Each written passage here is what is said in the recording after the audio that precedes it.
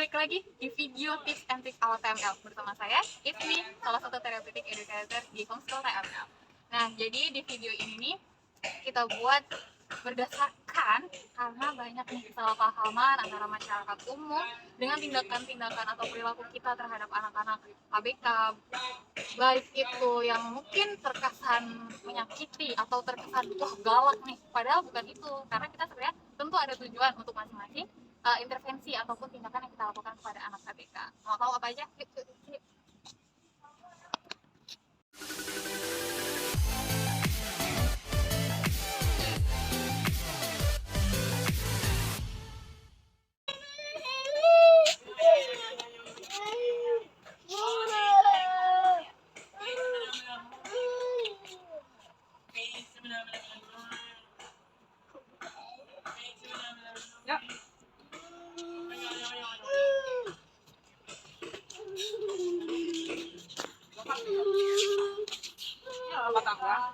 Satu, dua, tiga, empat. Oke. Satu, dua, tiga, empat. Lompat. Salah. Lompat. Nah, ini salah satu contohnya di mana salah satu siswa kami ini dia menunjukkan penolakan nih dengan cara nangis. Nah, itu kita biarin dulu, bukan karena kita tidak memiliki simpati terhadap nangisnya ini, tapi kita memberi waktu dia untuk merilis itu dulu. Setelah dia sudah mau untuk ikut lagi, baru kita ajak seperti tadi nih. Habis nangis kita biarin dulu, terus kita ajak buat lompat, mau kan? Itu disebut teaching and leading, dimana kita membiarkan dia mau apain dulu nih, baru kita ajak buat melakukan apa. Seperti itu. Mau yang lain? Yuk sih. Prof. Mana bolanya? Bola Dulu.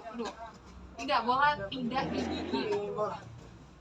Nah, ini juga nih, kadang kita memang perlu agak untuk yang nadanya supaya lebih jelas, karena mereka tuh sebenarnya nggak paham marah ataupun tidak marah itu mereka tidak paham, tapi mereka memahami pola, oh kalau nadanya agak tinggi nih, itu berarti ada sesuatu yang aku nggak boleh lakuin nih. Nah, kayak tadi kan saya sempat menegur dengan nada yang lebih agak tinggi ya, itu supaya dia tahu, oh ini nggak boleh gitu. Jadi bukan karena kita benar-benar mau marahin dia ya. Nah, mau lihat yang lain lagi nggak?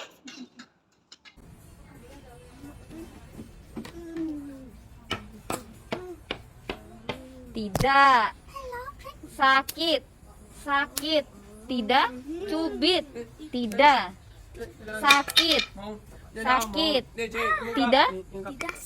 tidak, tidak cubit. Nah, kalau sebelumnya kita udah ada verbal blocking dengan meninggikan suara, kita sekarang yang ini tadi, video tadi ini itu adalah scalp blocking, dimana kita menepuk gini. Jadi kalau kita sampai yang biasa kan kita begini ya, atau tidak gitu aja, mereka pun sudah paham untuk yang tipikal. Tapi kalau untuk yang mereka yang ASD, itu mereka perlu penanda. Nah, seperti ini adalah penanda mereka bahwa oh itu tuh satu larangan loh. Nah, kita nepok gini nih, itu kita juga sudah mengukur ya, tepokan kita ini terlalu sakit untuk mereka atau tidak. Karena kan sebagian besar dari anak ASD ini juga kan hiposensitif ya, dimana gini pun kadang nggak kerasa, jadi perlu yang agak sedikit lah intensitasnya lebih dikuatkan seperti itu. Yang mulia kamu namanya siapa, Dek? Nah, itu cara komunikasi yang biasanya orang lakuin buat anak-anak tipikal. Nah, kita coba ya, kita cari. Namanya siapa? Acica. Oke. Nah, jadi kalau untuk komunikasi sama anak ASD itu kita perlu yang jelas ya, maksudnya nggak usah panjang-panjang deh, intinya aja namanya siapa. Begitu deh. Oke. Balik lagi, ada yang ketinggalan. Jangan lupa kalau mau komunikasi sama anak-anak ASD itu perlu banget untuk eye contact. Eye contact apa sih? Nih, kita harus tatap mata dia nih, supaya dia bisa tahu, oh saya lagi ngomong sama ini loh. Nah, dari situ mereka kan paham apa yang kita komunikasikan dengan mereka. Oke. Nah, itu tadi beberapa contoh nih dari cara kita menangani anak autis yang mungkin saja itu disalahpahami oleh masyarakat umum. Jadi memang untuk anak tipikal dan juga anak ASD itu kan kita cara memperlakukannya mereka berbeda, bukan karena ingin mendiskriminasi mereka, bukan, tapi itu lebih pada cara komunikasi yang berbeda. Jadi tentu saja tindakan kita ke mereka juga berbeda. Nah, itu tadi beberapa cara komunikasi dengan anak-anak ASD. Nah, kita juga ada nih tips untuk para orang tua. Pernah nggak sih lihat berita ini? Atau ini nih? Atau yang ini? Jadi cukup banyak nih berita tentang anak hilang, dan sebagian dari mereka itu adalah anak ASD. Gimana anak ASD itu kan komunikasinya masih kurang ya. mereka belum tahu cara bertanya, aku mau pulang kemana, aku mau ngomong sama siapa atau gimana, itu kan mereka masih belum mampu. Nah, tips buat orang tua, jangan lupa bekali anak-anak yang spesial ini nih dengan nama mereka, kemudian nama orang tua mereka, alamat rumah, dan juga nomor telepon orang tua nih kalau bisa. Nah, jadi itu bisa banget tuh untuk bekal mereka kalau misal jangan sampai terjadi ya. Kalau misal mereka kabur dari rumah nih, niatnya mau main kan, tapi ternyata mereka nggak tahu nih jalan pulangnya, atau waktu lagi jalan-jalan di mall atau di pantai atau di mana, yang tahu-tahu hilang aja gitu.